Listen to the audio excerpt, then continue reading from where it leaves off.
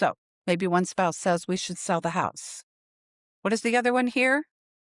You don't care about our family and all the memories we've built here. These are two very different experiences of the same statement. And now the emotional intensity makes sense, but the conversation becomes very difficult to navigate. As a divorce coach, we're going to help clients separate facts from interpretation.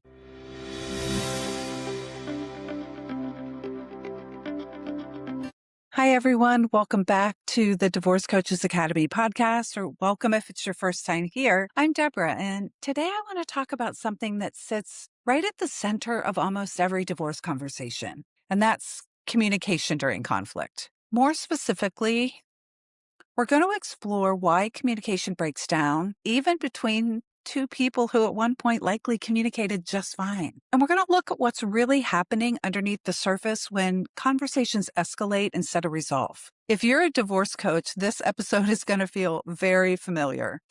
And if you're someone navigating divorce, you may hear your own experiences reflected in what I'm going to talk about today. Because here's the truth. Most conflict in divorce is not actually about the topic being discussed. It's not really about the parenting schedule or the finances or the house. It's about how those conversations unfold and how quickly they can go sideways. So today I'm going to walk you through the top 5 reasons communication breaks down during conflict. I'm going to share some real life scenarios. We'll talk about different conflict styles, and I'll weave in how divorce coaches help clients navigate when communication just feels like it's making everything worse instead of better. So let's start by grounding this in reality. In most divorces, communication is not optional. Even if the relationship's ending, the need to communicate continues. These are two people who still have to make decisions, exchange information, co-parent, and move through a legal and financial process together. And the challenge is they're trying to do all of that while in conflict. That is a very different skill set than communicating when things are calm. And most people have never been taught how to do that. So what happens instead is that people fall back on instinct. And instinct, especially under stress, is not always helpful. So let's start with the first reason communication breaks down. The first is emotional flooding. This is one of the most important concepts to understand because it explains so much of what our clients experience. Emotional flooding is when someone becomes so overwhelmed, physiologically and emotionally, that they can no longer engage in productive communication. This isn't just about being upset. This is about the nervous system becoming activated. Heart rate increases, breathing changes, and the brain shifts into a threat response. At that point, logic takes a back seat. You might hear clients say something like, I went into the conversation feeling pretty calm, and I knew exactly what I wanted to say. Within a few minutes, I was completely overwhelmed, reacting. I actually don't even remember what I said. That's flooding. And once someone's flooded, the goal of the conversation changes. It's no longer about resolution. It's about protection. So what does that look like? Well, it can look like interrupting, raising your voice, jumping from topic to topic, or bringing up past issues that weren't even part of the original conversation. Let me give you an example. Let's say a client wants to talk about adjusting a parenting schedule. They bring it up calmly, but the other person hears something deeper, maybe a fear of losing time with their children. That triggers a stress response, and suddenly the conversation escalates. Now they're arguing about control, fairness, and past behavior instead of the schedule itself. As a divorce coach, this is where you help clients slow things down. You help them recognize the early warning signs, for themselves.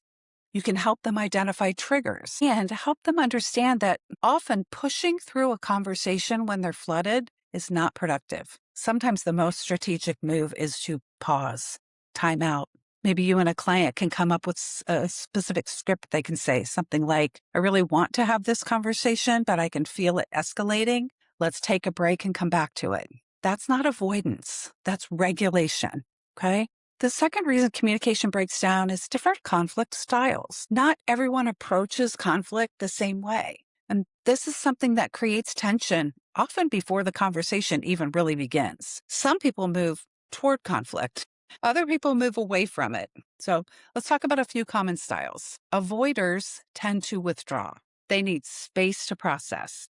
They may delay conversations because they don't want to say the wrong thing or make things worse. Pursuers, on the other hand, want to resolve things quickly. Waiting increases their anxiety, so they push for immediate discussion. Then we have escalators. These are folks who increase intensity really quickly, and accommodators who try to smooth things over, often at their own expense. Now, imagine a pursuer and an avoider in the same conversation. The pursuer says, "We need to talk about this right now." The avoider says, "I need some time." The pursuer hears that avoidance as not caring, and the avoider experiences the pressure from the pursuer as overwhelming. And just like that, both people feel misunderstood. As a divorce coach, you help clients kind of depersonalize this dynamic and maybe help them get to a place of almost cognitive empathy, where instead of thinking, "Ugh, they're ignoring me," you help them be able to say to themselves, "I'm just noticing that this person processes differently than I do." We also might be able to help clients kind of adjust their approach a little bit.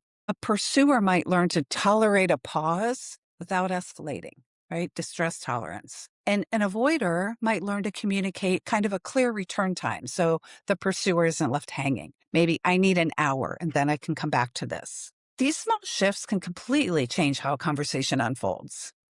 Now, the third reason communication breaks down is that people listen to respond instead of listening to understand. Man, is this common. In conflict, most people are not truly listening. They are preparing their response. They're thinking about how to defend themselves or how to correct the other person. So even if they're quiet, they're not actually taking in what's being said.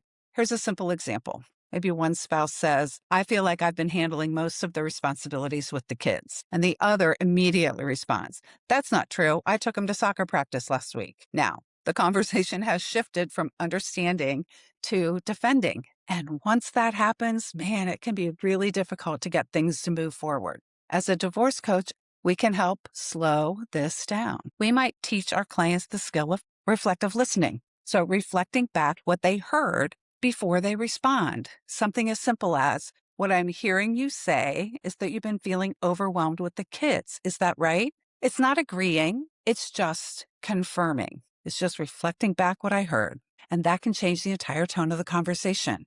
Because when people feel heard, they become less defensive. But when they feel dismissed, they escalate. The fourth reason communication breaks down is unclear or unspoken expectations. Lots of conflicts get rooted here. People have expectations, but maybe they haven't clearly communicated them, or maybe their partner or co-parent hasn't agreed to them, or they just assume the other person should know what the expectations are, okay?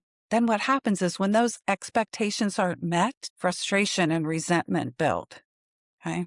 For example, maybe one parent expected to be consulted before a child got signed up for an activity, as long as it's on their parenting time. The other might think it's fine to make that decision independently. Maybe there was never a shared agreement. Sidebar, another argument for very detailed parenting plans, okay? But this maybe wasn't a shared agreement, just two different assumptions about how things should work. And now there's conflict, okay? As a divorce coach, we help clients move from assumptions to clarity. Remember our clarity framework. And you can help guide them to be specific. Instead of saying, "You never include me," maybe it's more along the lines of, "I'd like us to agree that we check in before making decisions about our kids' extracurricular activities." As we say all the time, clarity and detail reduces unnecessary conflict. The fifth reason communication breaks down is the meaning behind the words. People don't just react to what's said. They react to what they believe it means. So maybe one spouse says, "We should sell the house." What does the other one hear? "You don't care about our family and all the memories we've built here." These are two very different experiences of the same statement. And now the emotional intensity makes sense, but the conversation becomes very difficult to navigate. As a divorce coach, we're going to help clients separate facts from interpretation, or what we in the training call the assumption iceberg, right? So we might ask our client, "What are you making that mean? When your spouse said, 'I think we should sell the house,' what are you making that mean? Or what's the story you're telling yourself about that?" This creates the space, maybe, for alternative interpretations that can take down that emotional reactivity. Now, when these breakdowns happen repeatedly, they don't just stay as isolated incidents. They form patterns, and those patterns become cycles. One person raises a concern, the other gets defensive, the first escalates to be heard, the second withdraws or escalates in return. Both people walk away feeling frustrated and misunderstood. Over time, what happens is these cycles create a sense of hopelessness. Clients start to believe that communication is impossible. And this is where it really becomes important to talk about the risk of continuing these unhealthy conflict patterns. Because there's a cost, right? Prolonged legal processes. When communication escalates, even simple decisions become complicated. And what could have been resolved in one conversation turns into attorney interactions, delays, and increased conflict. Financial strain. When clients rely on attorneys to manage every interaction and communication, then every exchange has a cost. Over time, that can significantly impact their financial resources and then their ability to move forward after the divorce. And third, it's the impact on the children. Children are really incredibly perceptive. I don't think we give them enough credit sometimes because even if the conflict is not happening directly in front of them, they feel the tension, they observe tone, they see withdrawal, they notice emotional distance, and that can affect their sense of security and how they learn to navigate relationships. The fourth thing that comes up then is the entrenchment of positions. As conflict continues, people become more and more rigid. They become less willing to compromise. The focus shifts from resolution to winning, and then that makes settlement more and more difficult. And fifth, there's an emotional and physical toll. Ongoing conflict is exhausting. It can lead to chronic stress, anxiety, and difficulty then making these clear decisions that need to be made. And finally, these patterns of conflict don't just stay in the divorce. They carry forward into co-parenting relationships, future partnerships, even professional interactions. So the work of shifting communication is not just about the present moment. It's about long-term change. And this brings us to the role of the divorce coach. As a divorce coach, you're helping clients do something different. You're not trying to help them fix the other person, right? You're helping them understand the patterns, helping them regulate their own responses, and helping them communicate more strategically. We hold up that mirror so they can see the cycle that they've been stuck in. Help them take ownership of their own role without slipping into blame, right? So that we can help them shift from reactive communication to intentional communication. We often give them language when they don't know what to say. We help them figure out the words they want to use to express themselves, okay? And help them reduce this emotional intensity so they can engage more effectively. Sometimes that looks like modeling language for a client. Sometimes it looks like helping them draft a text message. Sometimes it's preparing them for a conversation. So it's helping them make the decision to not engage, especially in a moment that would likely escalate. And all of that creates change. Now, I want to take a few extra minutes here to really ground this conversation, pardon me, before we wrap up, because what we've talked about today, this is what our clients are living every day. They're having conversations that go off track. They're feeling misunderstood. They're trying to fix something and unintentionally making it worse, right? And without support, they often come to believe that the communication itself is the problem. But communication isn't the problem. It's the way it's happening under stress, without tools, without awareness, and without structure. Our role is never to try to eliminate conflict. Conflict is inevitable in any relationship, especially in divorce. Our role is to help clients move through the conflict differently, to slow things down, to create clarity, to reduce unnecessary escalation. And I don't know, one of the most powerful things about this work is that it doesn't require perfection. It requires small, intentional shifts, a pause instead of a reaction, a clear message instead of an emotional one, a willingness to step back and reset instead of pushing through. These shifts may seem small, but they have a ripple effect. They change conversations, they reduce tension, they improve outcomes. And even if the other person doesn't change right away, the dynamics begin to shift. You're also providing something that many clients haven't experienced in a long, long time, which is being heard without judgment.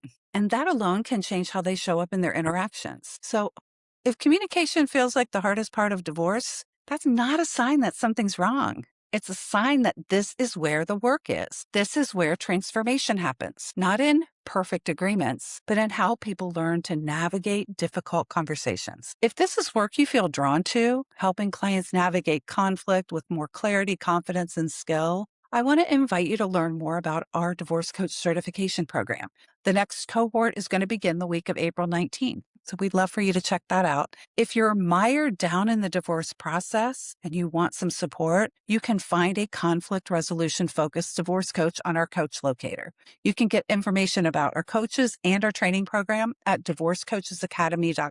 And if you're already a certified coach, let this be your reminder. When communication feels like it's breaking down, that's often the moment where your impact matters most. Thanks for joining me today. We'll see you next week.